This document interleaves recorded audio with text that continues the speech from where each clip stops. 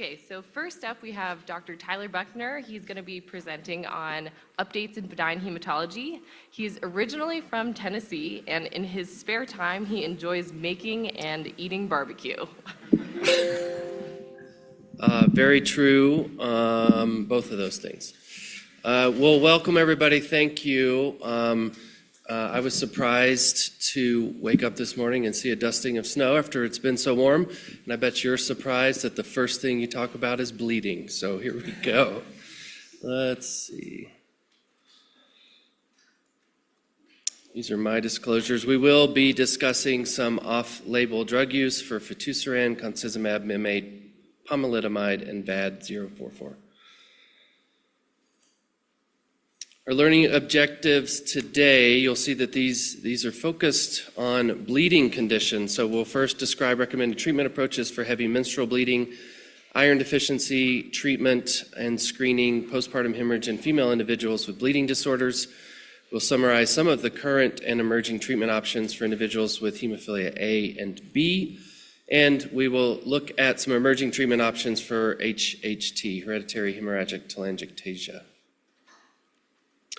The goals for this talk, is set out hoping to tell you about all of the exciting updates in non-cancer hematology, but unfortunately it's not possible. This is just a 30-minute talk. There's a ton of hematology happening all the time, and we will have to focus. I wanted to highlight several abstracts that I've found interesting this year at ASH and describe how they might change my practice. My practice is heavily focused in the bleeding arena, and so that's kind of where these abstracts end up. So apologies for the limited time and the many important topics that we're not including. Let's start with bleeding in females. So our first case is a 16-year-old female with heavy periods since menarche. She misses school 4 or 5 times per year because of the bleeding. She has flooding, passes clots. She was diagnosed last year with von Willebrand disease at age 15, and at that time started combined oral contraceptive pills with both estrogen and progesterone. The duration of her periods decreased on OCPs, but they're still heavy, and she does not desire an IUD. So this study led by Dr. Lauren Amos at the University of Kansas, the Combat HMB Recon study, is looking at combination therapy in adolescents to treat heavy menstrual bleeding. This is a multi-center retrospective cohort study. They included any female sex-assigned at birth patient with an inherited bleeding disorder who was less than 21 years old. They collected demographic, diagnostic, clinical outcome data, and then the treatment modalities used in each of these patients over time.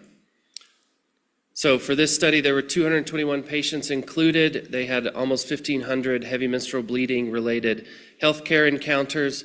The formatting is a little messed up here, but the 6 treatment categories you can see essentially have hormones alone, so either combined estrogen progesterone or progesterone alone, tranexamic acid alone, or a combination, hormones plus TXA, as well as a category of other medications like Factor, desmopressin, and Amicar. For each patient, as they followed them over the 4 to 5 years of the study, they were treated with a median of 2 regimens.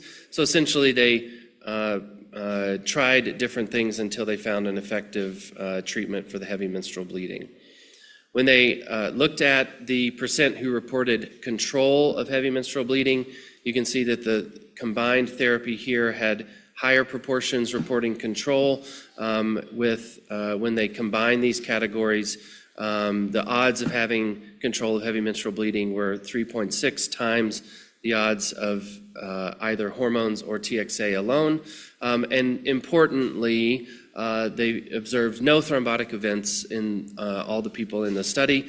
There is, as you may know, a black box warning on TXA that says don't combine this with oral contraceptives, which we routinely ignore in practice. And so this is some evidence that that is a reasonable thing, and that thrombosis risk is, for someone with heavy menstrual bleeding and a bleeding disorder, is likely smaller than we might be concerned that it is.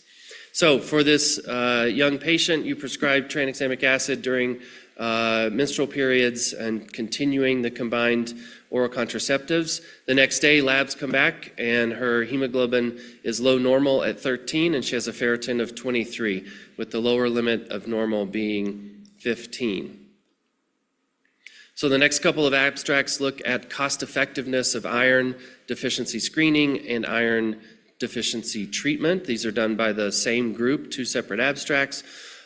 Sex lies and iron deficiency in 2024, cost effectiveness of screening ferritin thresholds. So we know that iron deficiency is the most common micronutrient deficiency in the world. There are no universal screening recommendations in the United States for adults. The sensitivity of the ferritin assay for diagnosing iron deficiency is totally dependent on your cutoff. And so if 10 is your cutoff for abnormal, you're going to miss a bunch of people who are iron deficient. And so this abstract is testing different approaches to screening using different ferritin cutoffs. Both of these abstracts developed a Markov model, which is a cost-effectiveness model to evaluate the different approaches to treatment. The second abstract is focused on treatment of severe iron deficiency anemia. So these are females with heavy menstrual bleeding with hemoglobins of less than 8. And they're comparing, starting with oral iron, so ferrous sulfate, and then using iron dextran as second-line treatment if there's no response. And they compare that to starting with iron dextran, 1 gram, or iron sucrose, 200 milligrams times 5 doses. For both of these studies, the outcome is the incremental cost-effectiveness ratio in cost per quality adjusted life year. So how many dollars does it cost to improve the quality adjusted life years by 1? For iron deficiency screening, again, I apologize for the formatting. The two thresholds that they examined and compared to the current approach, the standard of care, which is no screening, were 15 and 25. And the cost for implementing these screening programs is marginal. So $210,000 for no screening, $211,000 for the lower, and $212,000 for the higher. But the quality adjusted life years, which are on the right side, do increase if you diagnose and treat more iron deficiency. So they found that using the ferritin threshold of 25 is the most cost-effective with an incremental cost-effectiveness ratio of $940 per quality. And so that number is tiny. The U.S. willingness to pay threshold is somewhere around $100,000 per quality. And so this is a very small number in terms of whether this is a cost-effective or an acceptable cost for this potential improvement in quality adjusted life years. And then second, when they looked at the treatment of severe iron deficiency anemia, they found that starting with IV iron dextran was the most cost-effective approach at an ICER of $1,300, again, well below the $100,000 willingness to pay threshold.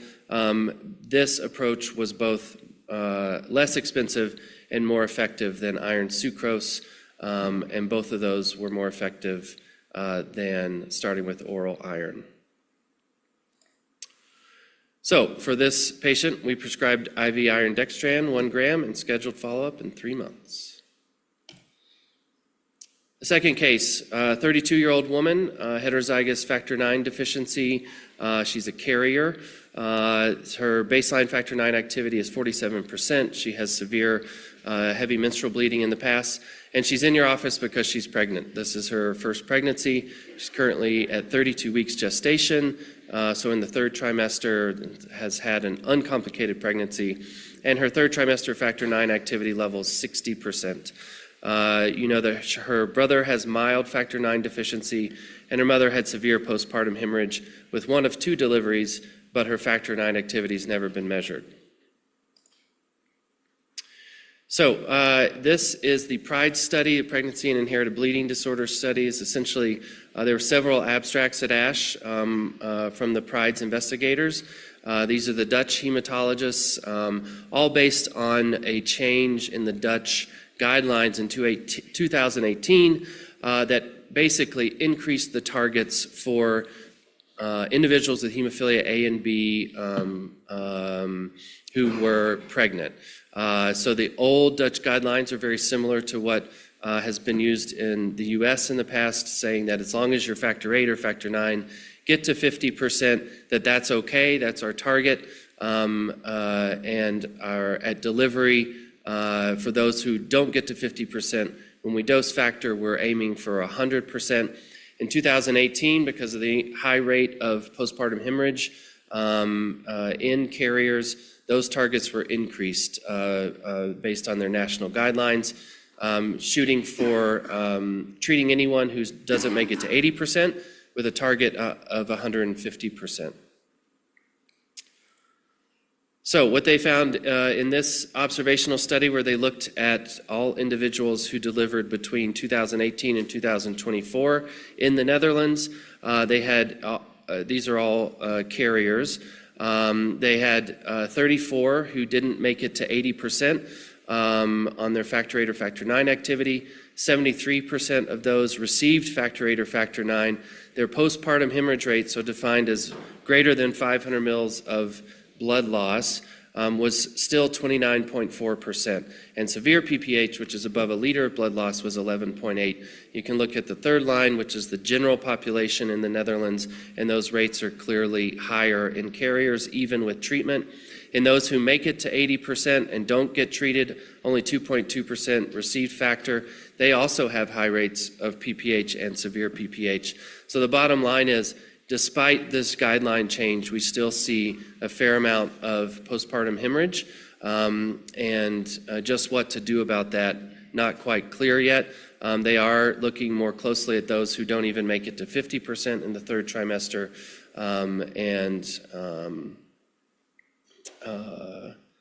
those reports will be out in the future.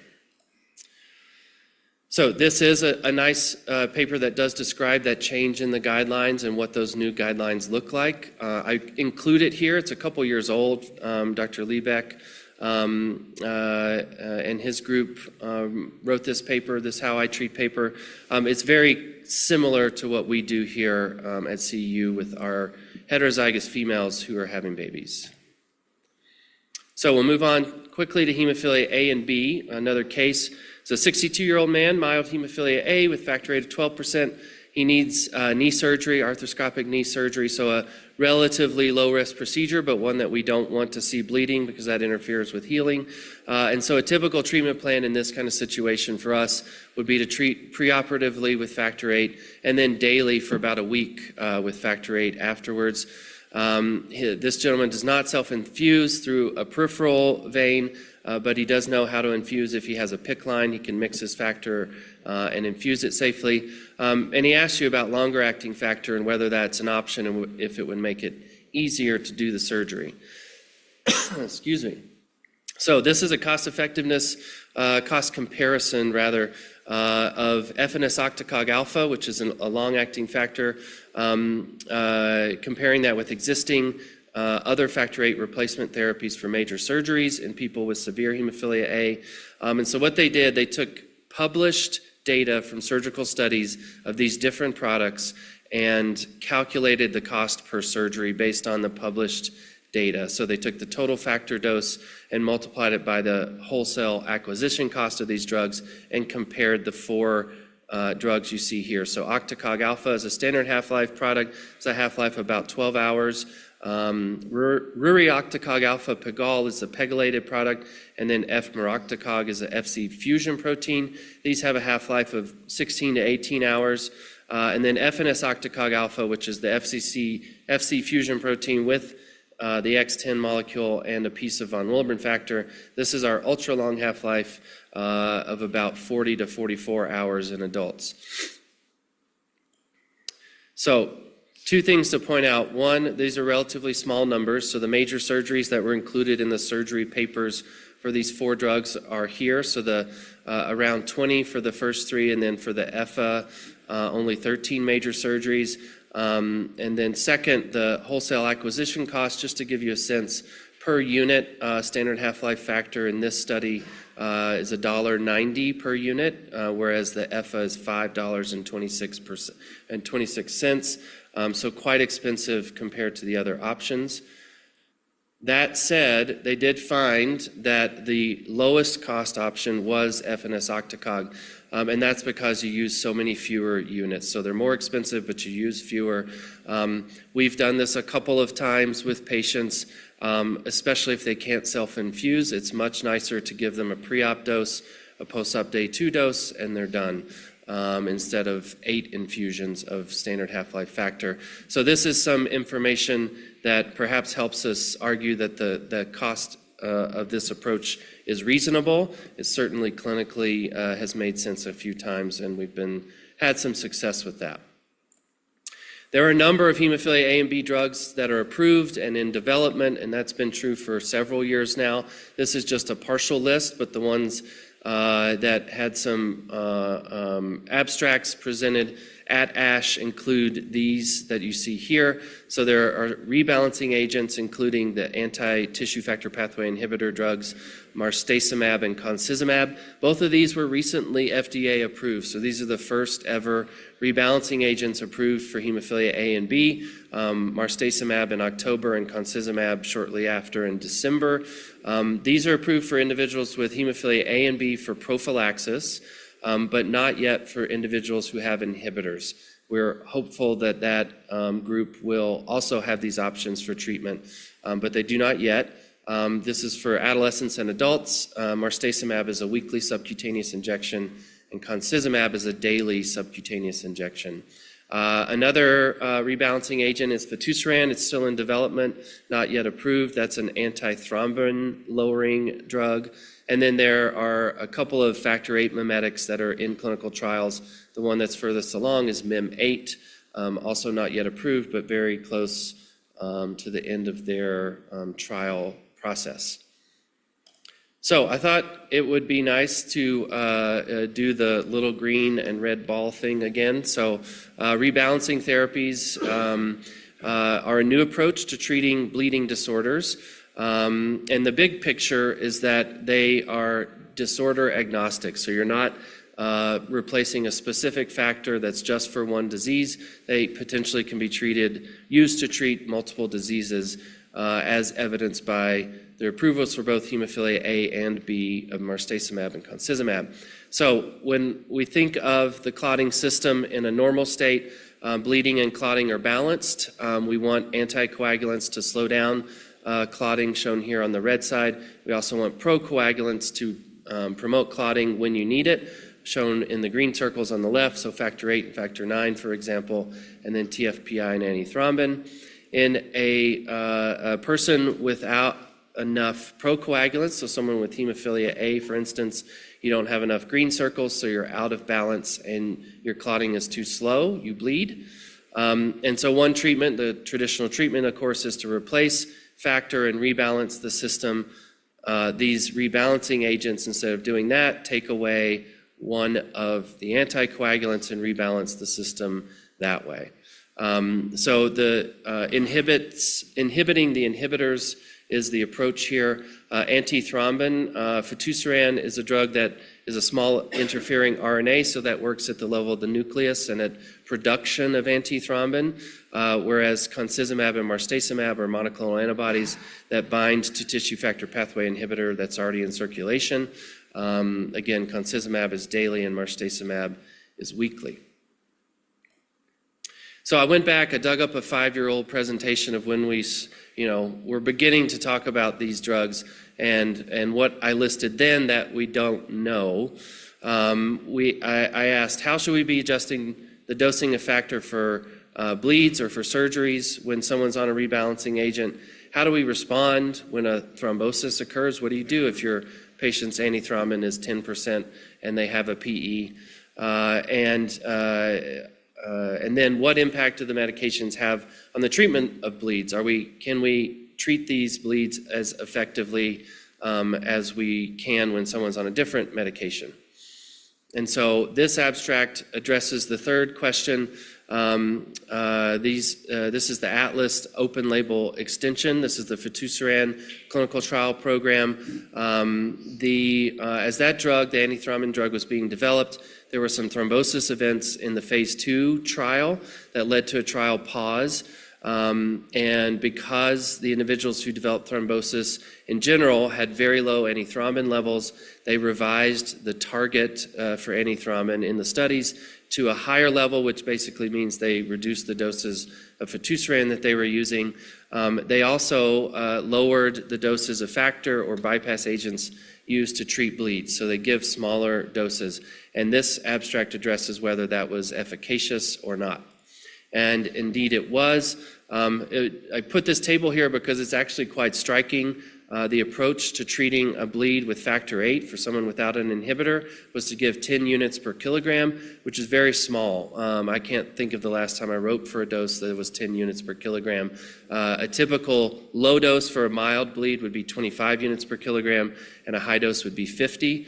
Similarly, factor IX doses were low at 20 units per kilogram for bleeds. And then the recombinant factor VIIa, one of the bypass agents, instead of 90 micrograms per kilo, they recommended less than 45. And so the frequency of dosing was also, they had recommendations in the study about not using an increased frequency of dosing, and they found that this approach was effective. So if you're on fitusiran as a rebalancing agent, you need less clotting factor to stop a bleed.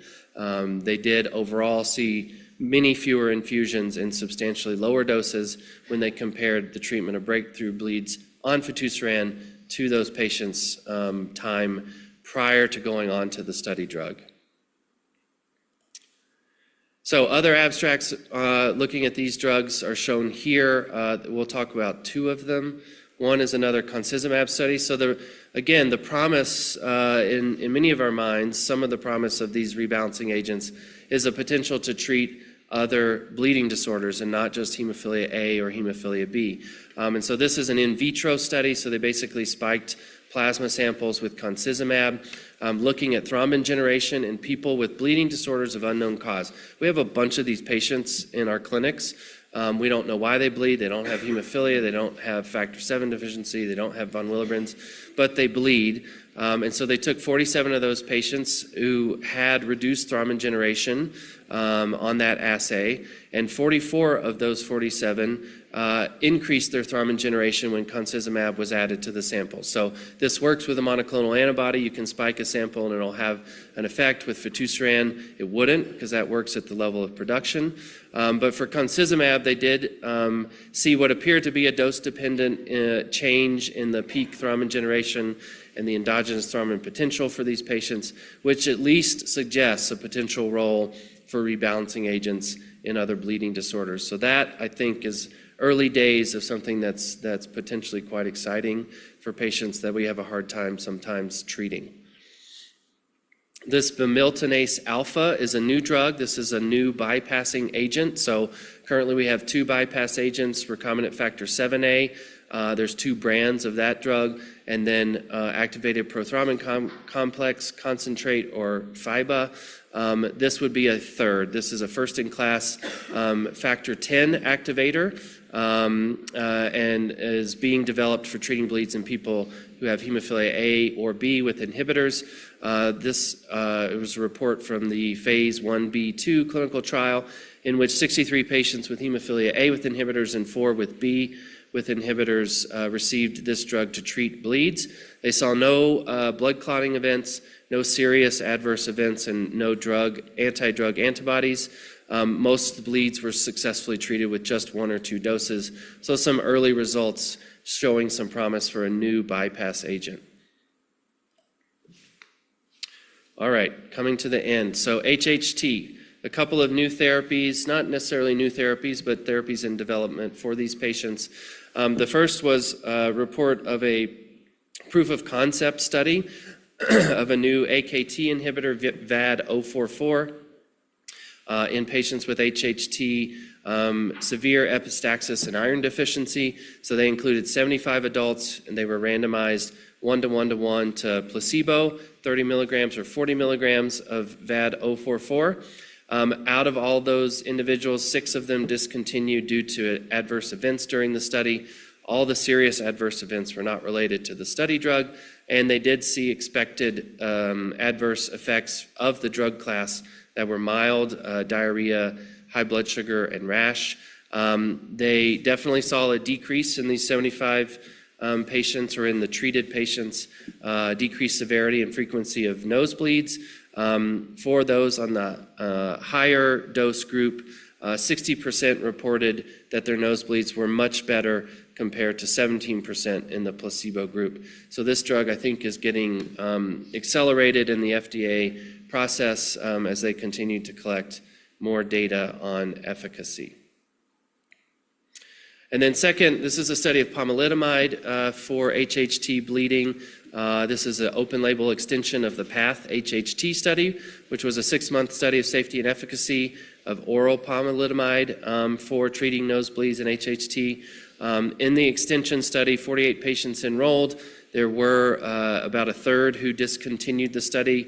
7 of those were because it didn't work and they were still having nosebleeds. Any adverse events were mostly mild. They did have 1 thrombosis said to be reflective of the background rate of thrombosis in this population.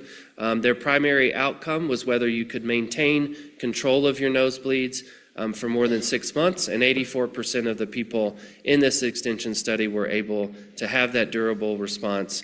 They did find that there was less impact on GI bleeding from pomalidomide. Those who started with GI bleeds as part of their disease process still required transfusion or iron infusion support. So those are all the abstracts. Again, I apologize for omitting sickle cell, for omitting thrombosis, for omitting all the gene therapies for sickle cell and hemophilia, many other topics of great interest. So sorry for that. I do want to give you some quick takeaways. These are things that I think affect my clinical practice. Confirmation that for people with heavy menstrual bleeding, using TXA while on OCPs is safe and effective. We should all consider increasing the cutoff of abnormal ferritin and treat more iron deficiency with IV iron up front. We should treat our carriers of hemophilia A and B and those with von Willebrand disease if their 3rd trimester levels are below 80%. I just saw someone yesterday who was 78%, and I said, "You're getting factor." Being more aggressive to prevent postpartum hemorrhage. EFA may be a cost-viable option in the perioperative setting. Treating bleeds with rebalancing, when someone's on a rebalancing agent, likely will require lower factor doses than what we're used to. And then finally, there are a number of options coming for those with HHT and nose bleeding and other bleeding. Finally, I'm going to highlight quickly 3 educational sessions. If you have access to the ASH educational book from the meeting, there were 3 sessions that I really liked and thought were helpful. One was on atypical TMAs for the hematologists, so some really good talks, really good papers. There's a very nice discussion on vascular anomalies and vascular malformations as hematologists become more involved in the care of these patients. Some really interesting things that's well above my head that was fun to begin learning. And then finally, a very nice talk, a very nice summary of hormone-related thrombosis and what our guidelines say currently for managing those individuals. And that is it for me.